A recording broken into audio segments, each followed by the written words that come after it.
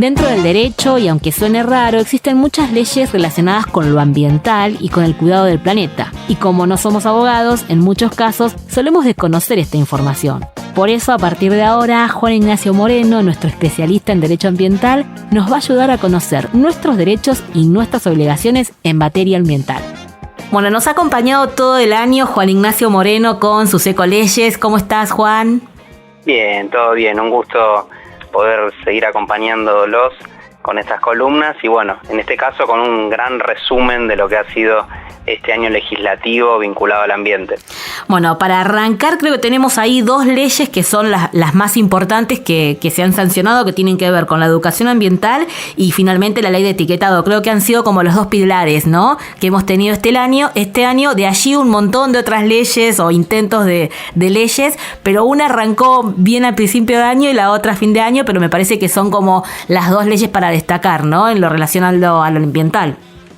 Así es, tuvimos un gran comienzo de año. En el mes de marzo tuvimos la sanción de la Ley de Educación Ambiental a nivel nacional, que nos habla de la estrategia para implementarla, vinculado a la capacitación y formación, este proceso de aprendizaje, lo que es la escuela primaria, secundaria y también respecto a lo que son terciarios y universidades, que también viene a saldar una deuda de más de 20 y pico de años, es decir, desde la reforma constitucional en 1994 que nos habla de la educación ambiental, no se había contado con una normativa específicamente que abordara la educación ambiental. Es así como esta ley viene a poder reparar tantos años con ese vacío y nos da ese abordaje, ¿no?, de un abordaje integral respecto a la cultura, cómo hacer el mismo abordaje en distintas provincias, teniendo en cuenta la diversidad territorial que tiene nuestro país y poder analizar la cuestión ambiental según cada región. Sí, y muy interesante esto que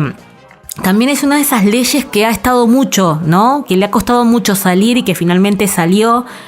a pesar de las trabas que había. No entendemos mucho por qué las trabas, pero tener una ley, que lo hemos charlado mucho con vos, de educación ambiental para nuestro país es transversal. La verdad es esa, y lo que va a generar en las generaciones futuras va a ser un gran cambio que lamentablemente las generaciones que no han contado con esta ley, bueno, nos cuesta un poco más acercarnos a lo ambiental a pesar de que hay mucha difusión hoy en día, pero a partir de ahora hay nuevas generaciones que sí van a venir ya con esa incorporación de lo ambiental y del cuidado, que me parece una perspectiva impresionante y que hay que todo el tiempo continuar de alguna manera fomentando. Coincido, y es un complemento también de la Ley Yolanda, sí, que tuvimos sanción el año anterior, es decir, en 2020. La Ley Yolanda abarcaba la cuestión de la capacitación de la administración pública, y en este caso la educación ambiental viene a las distintas etapas de lo que es la educación formal, y en ese sentido viene siempre a colación tener en cuenta algunas frases, como tuvo Manuel Belgrano, que manifestaba que era más difícil engañar a un pueblo informado, o el caso de Evita respecto de aquel pueblo que no tiene conciencia de sus derechos. Bueno, el pueblo que tiene conciencia de sus derechos es más difícil, ¿no?, doblegarlo. Por eso mismo creo que también viene en correlación estas frases con la ley de etiquetado frontal, que nos brinda también a nosotros una conciencia sobre qué alimentos estamos consumiendo, entender esta noción del consumo sustentable y así poder realizar una compra sabiendo, ¿no?, que estamos comprando, y poner en debate a sí mismo con esta ley del etiquetado frontal que ha sido sancionada el 26 de octubre de 2021, de qué manera se producen los alimentos, y vincularlo también un poco a la soberanía alimentaria, porque justamente esta ley está asociada a la promoción de una alimentación sustentable. Sí, y también hay esta cuestión, que tiene que ver puntualmente con la provincia de Buenos Aires, que vos me lo comentabas fuera de micrófono, que es esta idea de proyecto de promoción de la agroecología en nuestra provincia. Ojalá fuese a nivel nacional. Hay un ministerio que viene trabajando, el Ministerio de Nación de Agricultura y Pesca, que viene trabajando la cuestión de la agroecología, pero hay cierta resistencia siempre a ese tema. Entonces, tener también una protección en cuanto a leyes sería muy interesante que para el próximo año puedan salir ese tipo de normativas.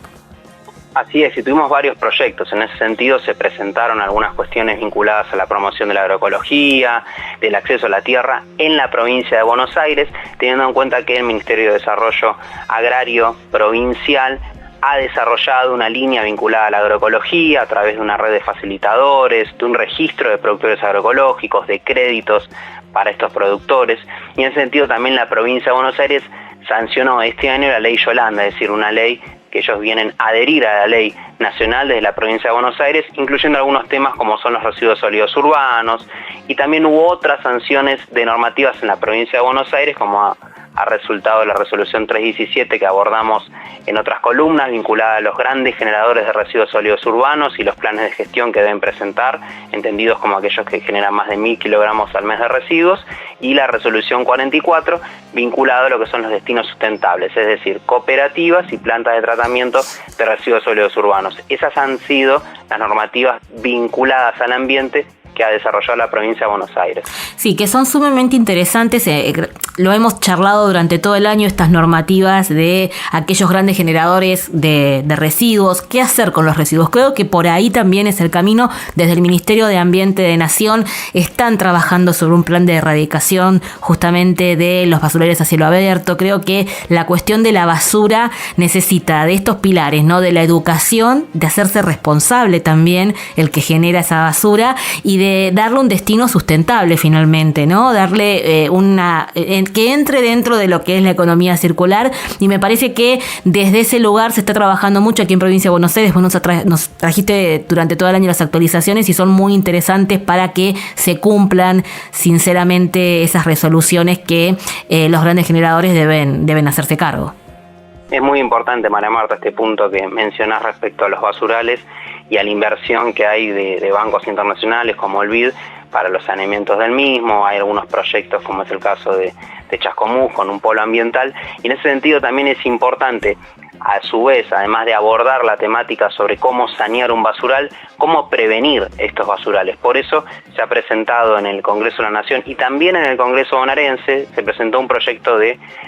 ley de responsabilidad extendida del productor vinculada a la gestión de los envases. Se presentó en la provincia de Buenos Aires hace unos meses y recientemente obtuvo un dictamen favorable, un proyecto de ley en Nación respecto a la gestión de los envases, donde es importante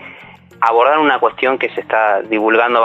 bastante, que es que se está presentando un impuesto, y no es un impuesto lo que propone esta gestión de envases y la responsabilidad extendida del productor, sino que es una tasa ambiental. La tasa ambiental está vinculada siempre a la prestación de un servicio, y que esto también va a beneficiar a los municipios porque se crearía un fondo común.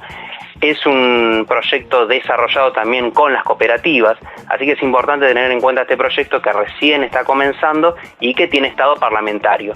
no como el proyecto de la ley de humedales que está al borde de perder ese estado parlamentario, que es de un año. Sí, tal cual. Bueno, Juan, creo que vamos a tener que ir cerrando, si no nos vamos a quedar charlando, pero último programa del año, queremos agradecerte que nos hayas traído todo este recorrido que has hecho durante este año, a pesar de la pandemia, que ha sido un recorrido muy interesante. Hemos tocado, pero un montón de temas a través tuyo, hemos conocido un montón de leyes y de normativas que en materia ambiental nuestro país cuenta y tiene, y que en muchos casos, que yo te diría en la mayoría, no los conocemos, entonces no nos adecuamos a esa normativa, y aquellos que los conocen a veces no quieren adecuarse, pero creo que a pesar de que faltan muchas leyes ambientales en nuestro país, tenemos una base, un sostén, que si se cumpliera realmente ese sostén, esa base que nosotros tenemos, podría funcionar todo mucho mejor en cuanto al cuidado ambiental, ¿no? Por eso vamos a seguir en este camino de seguir brindando estas normativas, de leyes que ya han sido sancionadas, proyectos de ley, y teniendo en cuenta que ha sido un año muy importante por el tema de la COP26,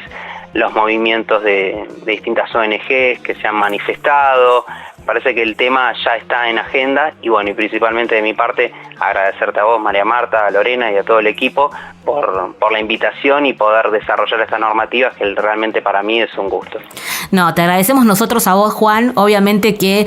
queremos seguir contando con vos el próximo año. Ojalá que tengamos un montón de leyes y no nos alcance la columna para charlar todas las leyes que necesitamos necesitamos en materia ambiental, a pesar de que esto que decía recién, ¿no? De que si bien tenemos una base muy interesante, siempre necesitamos más protección a nuestro ambiente, porque tiene que ver con el cuidado no solamente del ambiente, involucra a las personas, ¿no? A los seres vivos. Así que muchísimas gracias, Juan, que termines muy lindo tu año, que arranques muy bien el año, y obviamente el próximo año vamos a estar en contacto para continuar con estas ecoleyes, como le pusimos nosotros a la columna, que las haces de una forma, las traducís de una forma muy explicativa para que todos nos podamos sentir cómodos a la hora de escucharte. Así que muchísimas gracias, Juan.